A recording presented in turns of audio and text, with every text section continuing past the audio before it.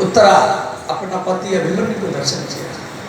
धृतराष्ट्र गांधारी आदि अपने आंख को खोलकर के स्वपुत्र का दर्शन किया व्यास जी के प्रभाव से, देवी भागवत की प्रभाव से। और घटोत्कच, बेलाल से और श्री कर्ण, द्रोणाचार्य, जितना सब मरे थे सबको दर्शन करके खुश हो गए।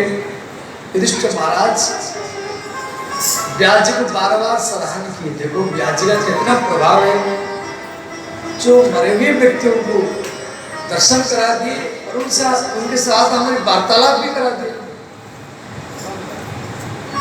तो व्यास जी की इस प्रकार जो प्रभाव को युधिष्ठिर महाराज विदुर जी के सामने बोले विदुर चाचा, महाभारत युद्ध में तो आप नहीं रहे, तीर्थ करने के लिए चले गए, परंतु व्यास जी के प्रभाव से हम सबका दर्शन किया और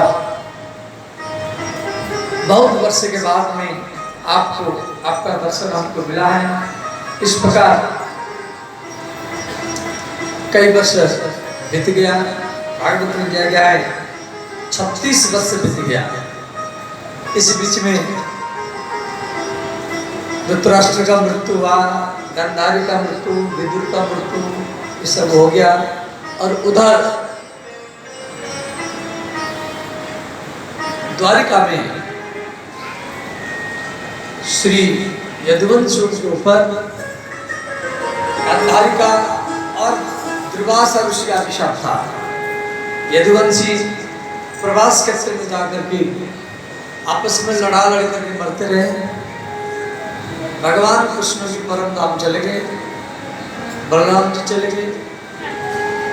इधर कुंती को जब मालूम पड़ा कि कृष्ण परम धाम चले गए, देवी कुंती वहीं पर गिर गई।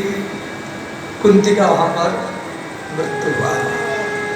युधिष्ठिर महाराज कृष्ण के पुत्र प्रद्युम्न के पुत्र अनिरुद्ध के पुत्र ब्रजनाभ को मथुरा के राजा बनाया और धर्मराज युधिष्ठिर परीक्षित को जो श्री परीक्षित जो अभिमन्यु का पुत्र था, अभिमन्यु की पत्नी उत्तरा, अभिमन्यु जो चक्रव्यूह में वीर गति को प्राप्त हुए थे, उनकी पत्नी उस समय गर्भवती थी और अभिजीत मुहूर्त में जन्म लिया था जिसका नाम था परीक्षित। तो धर्मराज युधिष्ठिर परीक्षित को हस्तिनापुर के राजा बनाया। उसके बाद में युधिष्ठिर महाराज उत्तराखंड में हिमालय की यात्रा की। उनके पीछे पीछे भीम, अर्जुन, नकुल, सहदेव और द्रौपदी भी। तो ये हस्तिनापुर से बने, हस्तिनापुर दिल्ली को बोलते हैं, दिल्ली से हरिद्वार, हरिद्वार से ऋषिकेश और ऋषिकेश से देवप्रयाग, रुद्रप्रयाग, नंदप्रयाग, कृष्णप्रयाग, कर्णप्रयाग। हमारे भारत में 7 प्रयाग है। प्रयाग माने प्रकृष्ट रूपेण यागम करोति, जहाँ पर याग माने यज्ञ, सत्संग, पूजन, पाठ, मेला जहाँ पर लगता है उसको प्रयाग कहा जाता है। हर गांव में एक प्रयाग होता है, हर गांव में। जैसे आपका एक गांव है कैथी, तो इसमें जो भी फंक्शन होता है किसी कार्तिक भगवान के मैदान में होता है, तो ये आपका गांव का प्रयाग है। हर गांव में एक सामूहिक स्थल होता है जहाँ पर मीटिंग, बैठक, मेला, पूजा पाठ सब उसी गांव का प्रयाग है। समझिए, इसी प्रकार हमारे भारत में बहुत प्रयाग है। तो इस प्रकार प्रयाग का दर्शन करते हुए पांडव केदारनाथ में पहुंचे। केदारनाथ से बद्रीनाथ, बद्रीनाथ से आगे 3 किलोमीटर दूर पर सरस्वती नदी है। तो सरस्वती नदी को पांडवों ने तो पार कर लिए, तो द्रौपदी पार कर नहीं पाई। तो भीम ने क्या किया कि विशाल का पत्थर ला करके वो सरस्वती नदी को ऊपर रख दिया और द्रौपदी वो नदी को पार किया। तो थोड़ी दूर गई थी, द्रौपदी की घुटना में कमर में दर्द हुआ और वहीं पर द्रौपदी गिर गई और द्रौपदी का मृत्यु से जन्म हुआ।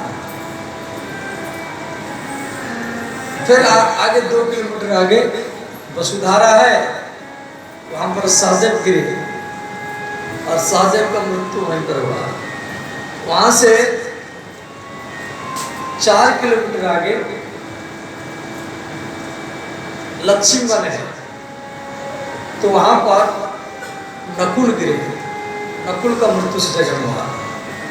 वहां से फिर 4 किलोमीटर आगे चक्र तीर्थ है, चक्र तीर्थ है, तो वहां पर अर्जुन गिरे और अर्जुन का मृत्यु से जन्म हुआ। फिर वहां से 2 किलोमीटर आगे शतवंत है, जहां पर भीम गिरे, भीम का मृत्यु से जन्म हुआ। धर्मराज युधिष्ठिर और उनके साथ में कुत्ता भी था और वो हिमालय की शिखर में पहुंचे। युधिष्ठिर महाराज का स्वागत करने के लिए श्री देवराज इंद्र आए। इंद्र ने कहा, हे धर्मराज, आप ये कुत्ता को लेकर के ये स्वर्ग मा नहीं सकते। युधिष्ठिर महाराज बोले, देखो मेरे 4 भाई भी थे, मेरी पत्नी द्रौपदी भी थी, कोई भी यहाँ तक नहीं आया, सब रास्ता में मृत्यु को प्राप्त हुई। अब ये कुत्ता मेरे पास में मेरे साथ में यहाँ तक आ गया, मेरी शरण में है, यदि कुत्ता नहीं जाएगा तो हम भी स्वर्ग में नहीं जाएंगे। ये कुत्ता जाएगा तभी हम स्वर्ग में जाएंगे, हम अकेले नहीं जाएंगे। और इतने में उसी कुत्ता से श्री धर्मदेव भगवान ने प्रकट हो गए। श्री धर्मदेव भगवान की जय। भगवान श्री धर्मदेव कुत्ता के रूप में युधिष्ठिर के साथ साथ चल रहे थे। तो अंत में युधिष्ठिर महाराज सशरीर शरीर के साथ में ये स्वर्ग में गए। युधिष्ठिर महाराज इधर परीक्षित महाराज पृथ्वी के सम्राट बने।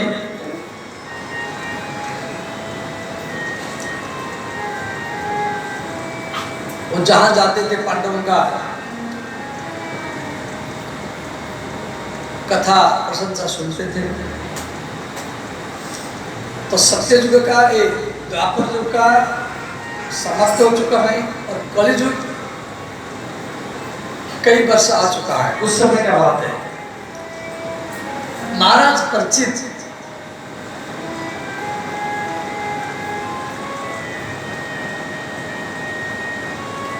देखे एक स्थान में एक गैया और एक बैल दोनों को चाट रहे थे और वो गौ माता से पृथ्वी थी, पृथ्वी गौ माता के रूप में और धर्मदेव बैल के रूप में।